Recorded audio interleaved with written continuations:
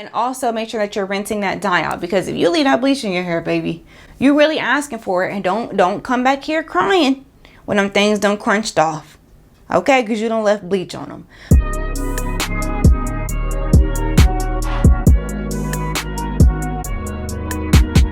Hello you guys, it's your girl Kyra here, of course, and welcome to my channel Urban Locs. Today I am back with what to expect in the first year of your loc journey, but this is part 2. So I'm going to be bringing you guys 15 more tips for starter locks. Of course, if you have not already, check out part 1. I will leave a link down in the description, and I also will link it up here on the video, so you can go ahead and check that out. You can check that out before this or after this. Either way, it doesn't matter, because you're getting 30 tips. You're getting 30 tips, okay? So before we start, I just want to give a shout out to my dad, because look at the chain, baby. Look at the wash, baby, okay? Hand-me-downs. My dad just passed them on down to me, and both the chain and the watch are from like 1994, which is the year I was born. And I just think it's the coolest thing, and he got me looking fly. Okay. And then also, shout out to my mom, because when I did part 1 of this video, my mom was downstairs. She came to visit me here in Atlanta, and it's just very funny that my most popular video, my girl was here. Okay, so I just wanted to take the time to shout y'all out. Y'all the truth, okay? But anyway, make sure that you guys subscribe down below, of course, so that way you don't miss any of this great loc content. So without further ado, let's go ahead and get into this list of these 15 starter loc tips. So tip number 1 is, I know people are afraid to do things like moisturizing in the first year because they don't want their locks to slip. You know, when your hair is locking up, it has to go through a process of it tangling all up. And you know, when you use too much oil or too much conditioner in the beginning, it can be kind of detrimental to your locking process. It may not be very helpful, but that does not mean that you do not need to still moisturize. I just want you guys to know that, like, yes, you have to be mindful of how much you're moisturizing and what you're using to moisturize, but that does not mean that you should not be doing anything. And I'm gonna tell you, we're gonna go ahead and hop into number 2, because we're gonna just tie these together. Number 2 is that you may hear people advising you not to wash your locks. Now listen, I ain't here to bash nobody, but if your loctician done sat you in that chair or done told you on that phone to not wash your hair for months and months, I don't know how else to say run any other way. We'll put a bow on this as water is good for your locks. Water is great for your locks, even in the beginning. This is not all one size fits all advice, but the bottom line is there is absolutely no reason why you should be going months and months without washing your hair, even if you just started. No reason. Say if you had loose natural hair and you went and got into the shower and you washed your hair and you just got out and you didn't do anything, your hair is gonna be sounding like a bag of chips, biting apples when you're trying to comb through it, because your hair is going to be all tangled up. So that right there should let you know that water is good for your locks, because it's going to help to tangle your hair up. And then not only that, water is your moisturizer. I'm gonna do a whole separate video on this topic, you guys, but I need y'all to really know that if you guys are just throwing oils in your hair, matter of fact, I have videos on this. I have plenty of videos on oils and how to moisturize your locks properly. I will leave a playlist. Even without locks, just your natural hair in general, you guys need to realize that these oils and these creams and things, they are not moisturizing your hair really. What they're doing is they are sealing in the moisture. Oils specifically, I'll say. You need to wet your hair first, because the moisture is actually coming from that water, and then you're gonna seal it in with that oil. Those 2 major points right there should tell you that water is great for your hair. So do not listen when people tell you do not wash your hair. That is not true. There are things that you can do, of course, to prevent unraveling. Go ahead and check out part 1 if you would like to hear more about that, because I have a whole section on unraveling. So yeah, don't be afraid to moisturize. Don't overdo it. Especially in the very beginning, do not overdo it. You can use some aloe juice, use some rose water, use some distilled water every few days out the week if you're just starting out. But once you know you get a little bit further, you can spray your hair every day if you want to. Do not use oils in your hair every day though. Don't do that. Do not be afraid to moisturize, and also do not be afraid to wash your hair. Water is your friend. So number 3 is, if you start your locks with the 2-strand twist, please know that that 2-strand twist pattern is going to be hanging around for a little while.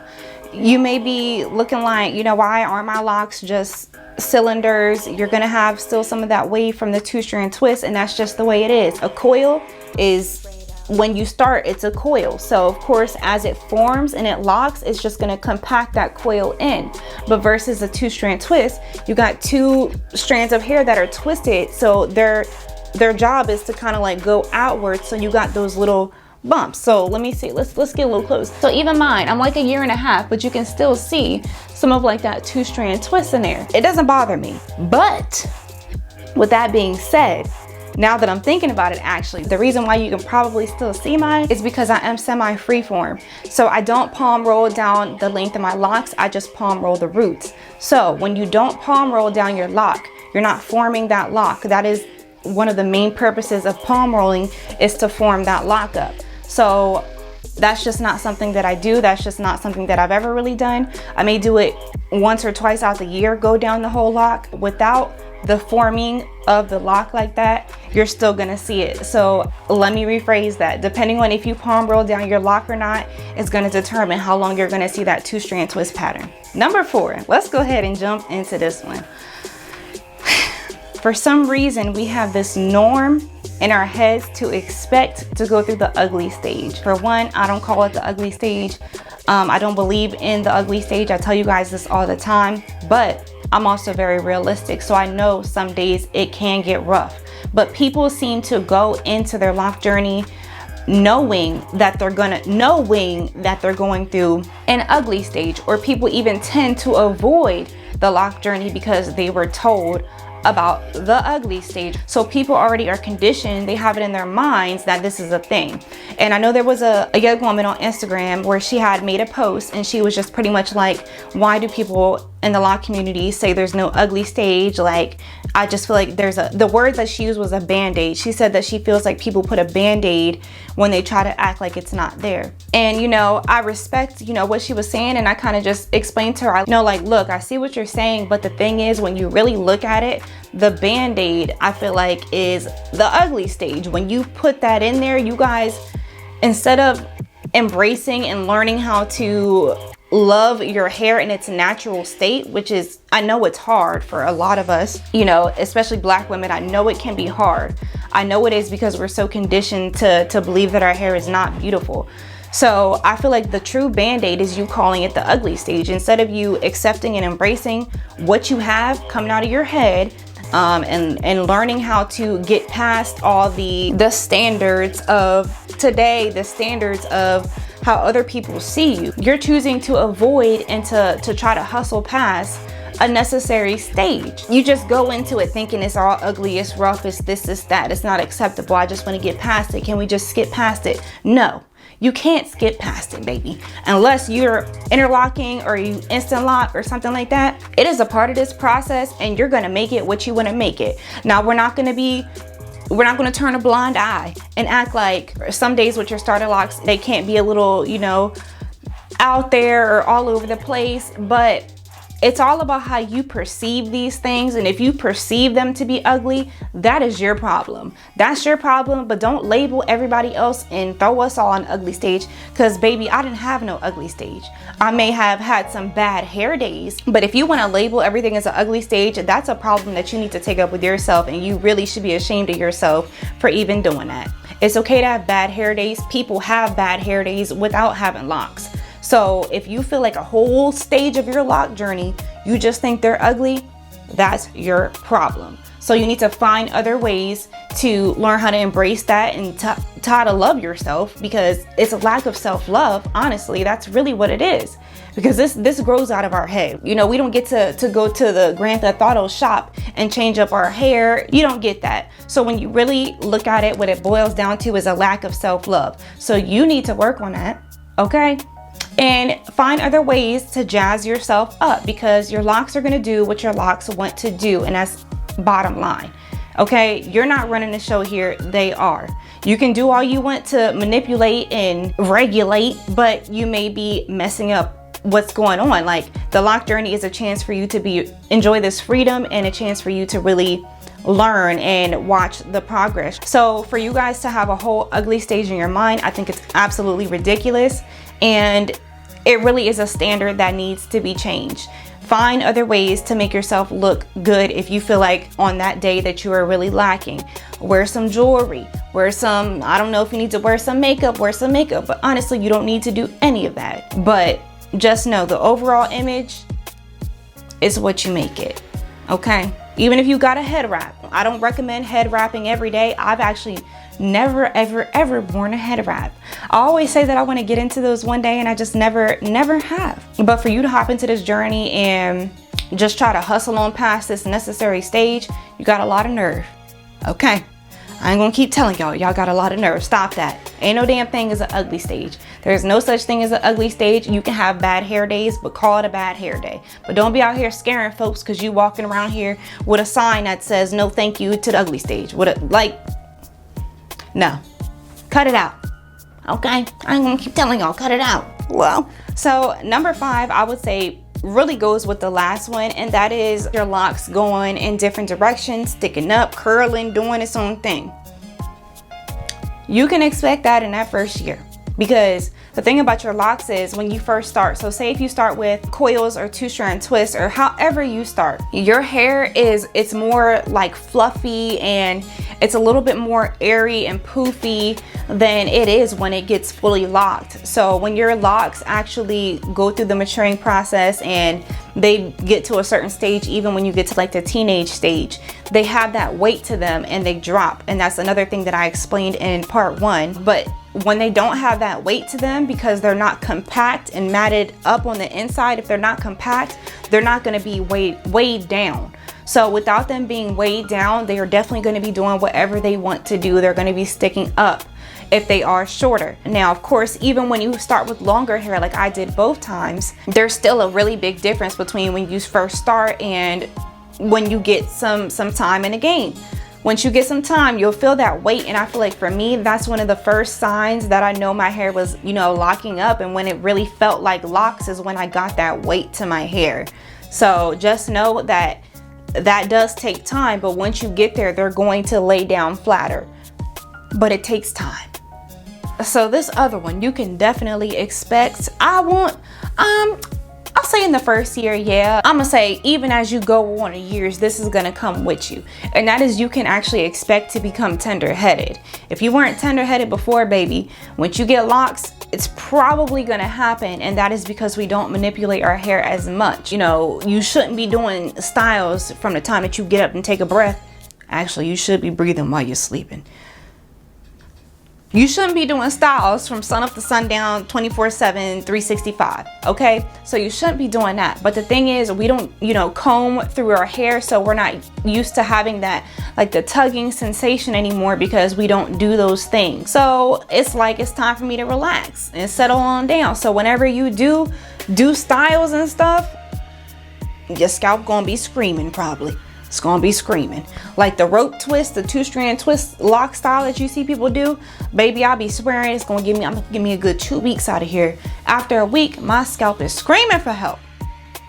Even when I do ponytails and buns, screaming for help. So I don't have that issue with this, but even just, normal days and stuff, I can have my hair up, I'm telling you, for like sometimes an hour, sometimes less than that. I lie to you not, and I can feel the headache coming on, and it's just because your hair isn't really used to it anymore, and it's like, put me right the hell on down. So sometimes I'll just listen and put it right the hell on down. Usually I will, because I ain't about to be hurting. So sometimes I can make it through the whole day with a bun or a ponytail, but by the time it's time to take it out, baby, first of all, them things be stiff. They don't even be wanting to come on down. They come down, but they be all curled and bobbed out to the side. They be like this. Now, why the hell did you have me up all day? Okay, so just know that you can't become tender-headed. This next one is really conditional. It depends on the person, absolutely, but I see this happen all the time. So a lot of people who end up getting locks, depending on what your initial reason was, and even if your initial reason was just because you wanted to just not deal with your hair anymore, which was my first set, that was my initial reason, that was it. I didn't really have much else reason. That was it before I looked into like the loc journey and everything about it. But a lot of people tend to become spiritual. It's truly a journey. It's called a loc journey for a reason. So you go through this process and you're seeing all these stages and changes happen, and it's a period of growth. So a lot of the times people can relate to that and find this period within themselves to really grow with their locs and mature with their locs and really heal. I went through a huge period of growth, and one of the main reasons why I combed out my first set of locs, I have a whole video on that as well, was because I needed a sacrifice for myself to get rid of all these bad habits, to get rid of all this past trauma, to get rid of all these angry feelings and things that I was holding in. I needed a sacrifice because I know myself, I'm not consistent, and I knew that I was not going to take myself serious unless I did something big. My first set of locs meant the absolute world to me. The absolute world. Couldn't nobody tell me nothing. It was the first time that I loved my hair. You couldn't tell me nothing. I did a lot of growing throughout that time and a lot of healing, and yeah, I feel like my babies definitely contributed to all that. So a lot of people go through either a spiritual period, a healing period, or a growing period. They go through some sort of cycle a lot of the times when they start their locs. So number 8, I'm gonna start with a disclaimer, and I want to start with the disclaimer because, you know, I feel like there's some people that really like to highlight the negative of the loc journey, but I personally, I have not really seen that or experienced that. So I don't want you guys to think that this is a huge thing, because it's really not. So you can expect to hear some negative comments.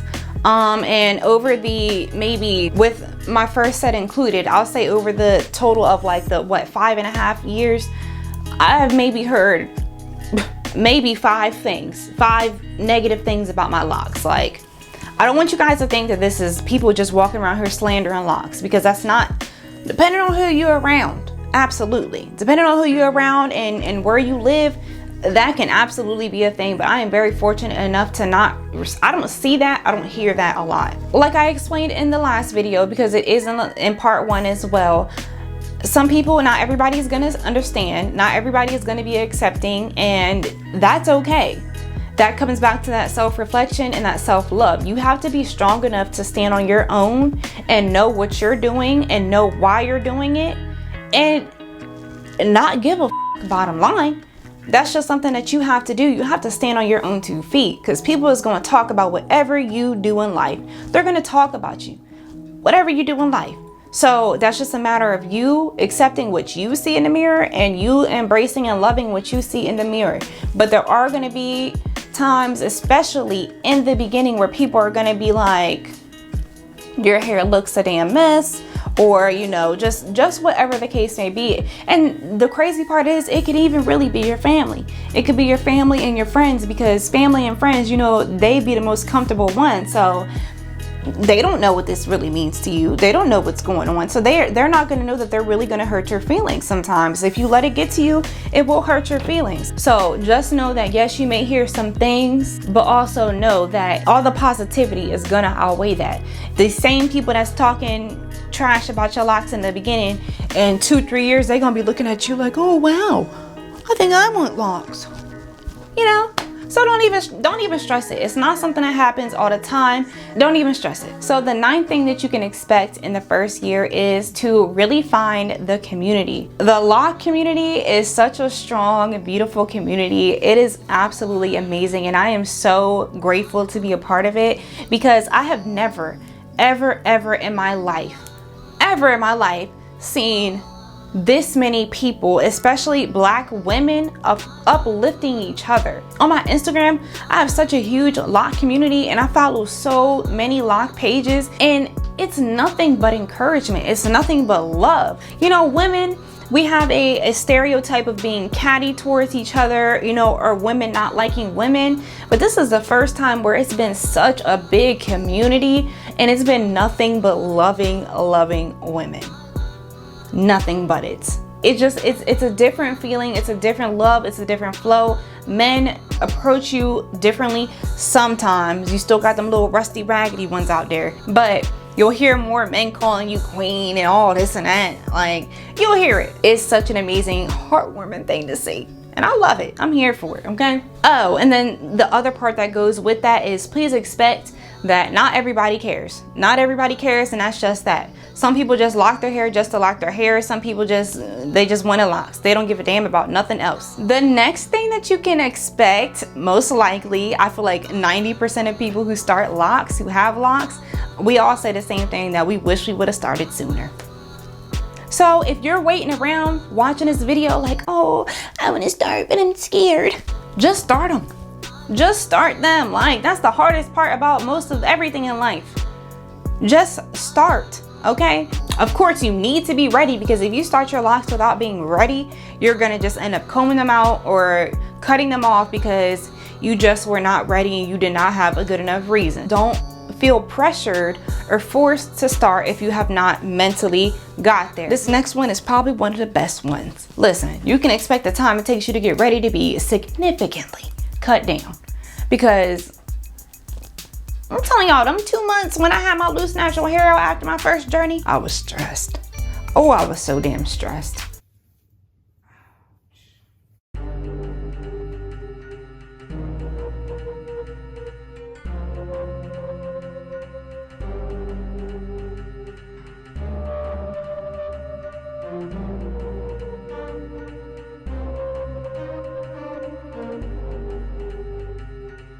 Oh my gosh, I will never again in my life.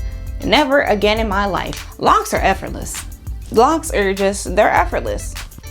Maybe not in them first beginning stages. You don't really gotta do much at all. Even if you do feel like that you need to really spend some time on your locks to get ready, I'm telling you, it's nowhere. You see my lips? Nowhere. Nowhere as close to the amount of time that you take to do some daggone loose natural hair. That's it. Next. So this next one is, you can expect to find a new freedom, especially as a Black woman. Because let's say, for example, I don't know, actually this was back in my day. I feel old. Back, you know, when we used to really be like flat ironing all the time and stuff like that. But you know, as soon as you step outside and it's a little piece of humidity, poof, it's over. It's a wrap. A little piece of rain, it's a wrap, okay? Even now, I'll say, even with the loose natural hair, if you spent all these, we'll say, oh my gosh, I'm stressed thinking about it. Say you didn't spend all these hours doing your wash and go and your curls and defining your curls, and it rains, it's over for that. Right now, if I'm in the store and it start raining when I go out, I don't give a damn. I'm walking out freely. If it's raining and I gotta go somewhere, I'm walking out freely. If it's raining and I gotta take the trash out, I'm walking out freely, okay? Freely. It's a new freedom, especially being a Black woman. This is amazing. It's really, really a game changer. If that ain't freedom, I don't know what it is. I'm out of breath from that heel toe. All right, so you can expect people to tell you not to bleach or dye your locks. Now, they are telling you that with very, very good reason. Okay, but the thing that I will say about that is, I always advise people, I'm never going to tell you what not to do with your locks, because you're going to do what you want to do, and you know your hair, so you do what you want to do. I'm here to make sure that you do that smartly. I feel like I said that last time, now I know if that was a word. Boy, I'm out of breath. So the thing is, yes, I feel like for the first year of your lock journey at least, you should not bleach or dye your, matter of fact, I would say you definitely should not bleach. But dyeing your hair, that's a little bit more reasonable. But the thing about bleaching or dyeing in general is you have to take care of your locks. You really have to, because if you don't, you are asking for trouble, especially in the beginning. So the thing about bleaching is it doesn't just lighten your hair. It does that because it breaks down something with your hair. I don't know the real whole science behind it, but it actually breaks down some type of bonds or strands in your hair. So it actually chemically alters your hair strands. And I feel like you notice after you dye your hair or bleach your hair, if you've ever done it, your hair it's a lot more limp and a lot more like, it looks like it's about ready to just break on off. So that's not to say that it will, of course, but it definitely changes the state of your hair. So with that being said, just keep that in mind. If you're gonna bleach or dye your hair, that is going to chemically alter your hair no matter how you put it. So just always make sure, if you were going to do it yourself, I can't sit here and be like, go to a professional, because I've never done that. So, you know, I can't really sit here and you know, that's being a hypocrite. You should go to a professional, but you know, we're gonna do what we want to do, just like me. But you really, really need to make sure that you are 1,000 times rinsing that bleach out of your hair, and also make sure that you're rinsing that dye out, because if you leave that bleach in your hair, baby, you're really asking for it. And don't come back here crying when them things done crunched off, okay? Because you don't left bleach on them. So with that being said, if you were going to dye or bleach your hair, do whatever you want to do, but I will advise you that you should at least wait until at least a year. That's what I did this set. I dyed them for my 1-year lock anniversary. As long as you take care of your locks after. Some people successfully bleach and dye their hair in the first year, and they're a-okay. My first set, boy, I had bleached and dyed in the first year multiple times, and them things was looking crazy sometimes. Okay, I ain't gonna lie to y'all, but it's because I did not take care of them after. I didn't. I've never been the type to really take care of my hair. I never really knew how to take care of my hair. So my first set of locks, I put them things through it. I ain't gonna lie.